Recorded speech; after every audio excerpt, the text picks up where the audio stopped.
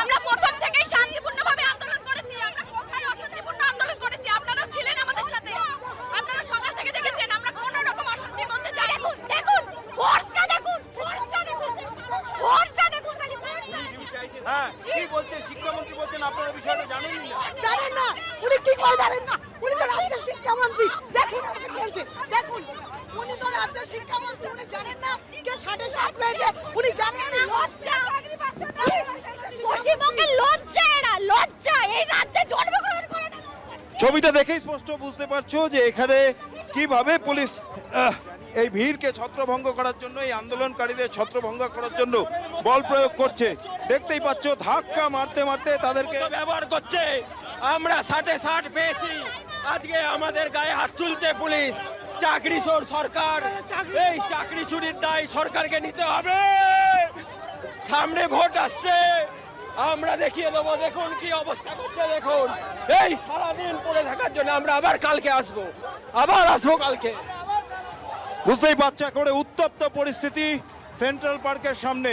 আজকে সকালবেলায় মিছিল করে এসেছিলেন এই চাকরি প্রার্থীরা এবং মিছিল করে আসার পর তাদের বিকাশ ভবনে যাওয়ার কথা ছিল, কিন্তু বিকাশ ভবনে যাওয়ার আগেই মাঝ রাস্তায় পুলিশ তাদের রাস্তা আটকায়, ব্যারিকেড করে রাস্তা আটকে তাদের সেখানে বাধা দেয় এবং তারপরে এই চাকরি প্রার্থীরা তারা রাস্তার উপরেই বসে পড়েছিলেন। সেই দুপুর থেকে সন্ধে পর্যন্ত লাগাতার তারা এই অবস্থান আন্দোলন চালিয়ে যাচ্ছেন এবং তাদের যুক্তি ছিল এসএসসি চেয়ারম্যান এখানে আসুন এবং তাদের সঙ্গে আলোচনায় বসুন।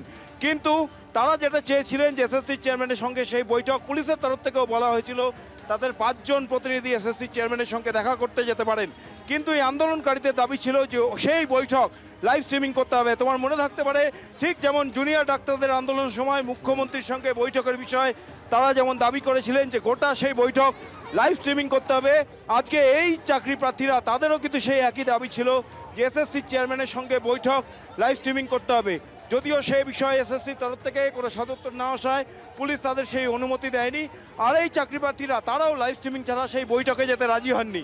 তারপরেই কিন্তু এই উত্তেজনক পরিস্থিতি তৈরি হয়। পুলিশের তরফ থেকে তাদের আলটিমেটাম দিয়ে দেওয়া হয় রাস্তা খালি করার জন্য, এবং তারপরেও যখন তারা এই চাকরি প্রার্থীরা নিজেদের দাবিতে অনড় ছিলেন যে তারা যতক্ষণ না এই সমস্যার মীমাংসা হচ্ছে তারা রাস্তা থেকে সরবেন না, এই বলে তারা রাস্তার উপরেই সেই অবস্থান চালিয়ে যান। অবশেষে তারপর দেখলাম আমরা যে পুলিশ বল প্রয়োগ করে তাদেরকে রাস্তা থেকে তুলে দিল। এরপর কি করবেন আপনারা? পুলিশ তো আপনাকে বলছিল, আপনি বলছিলেন যে আপনারা শান্তিপূর্ণভাবে থাকবেন, কোনো অশান্তি করতে চান না, কিন্তু তারপরে এই পরিস্থিতি। পুলিশ যদি পারমিশন না দেয় আমরা কি করতে পারি? আমাদের তো পাওয়ার নাই, আমাদের ক্ষমতা নাই। আমরা হচ্ছে বেকার। ভারত, আমাদের পশ্চিমবাংলার মানুষ বেকার। তাদের কোনো দিদিকে উপযুক্ত শাস্তি দিয়ে দেবো। শাস্তি হবে দাদা। শিক্ষিত বেকারদের মারের ভয় দেখাচ্ছে পুলিশ। এই পুলিশ মেরে তুলে দিতে চাইছে। পুলিশ গ্রাম ভোটে দিদি বুঝতে পারবে, ভোটে আমাদের যে এই মা এ করলো এর প্রভাব পড়বে, এর প্রভাব পড়বে দাদা। চাকরি পেতে চেয়েছিলাম, এটাই কি আমাদের অপরাধ? এই রাজ্যে এটাই কি আমাদের অপরাধ? আমরা শিক্ষিত বেকার, আজকে 10 বছরে এখানে কোনো পরীক্ষা নেই, সেই জায়গায় আমরা পরীক্ষা দিয়ে আমাদের দাবি প্রতিষ্ঠা করতে চেয়েছি। আর এই পুলিশ 2012 সাল থেকে বঞ্চনার শিকার আমি। 2012 মেরিট লিস্ট থেকে আমাকে বাদ দেওয়া হয়েছে, টাকা চাওয়া হয়েছে পার্টিগত দিক থেকে, তারপরেও 2016 চলে গেছে, এখন 2025-এ এসে আমাদের এইভাবে বঞ্চিত হতে হচ্ছে। আর কবে পাবো আমরা আমাদের যোগ্যতার মূল্য বিচার? কবে পাবো বলুন?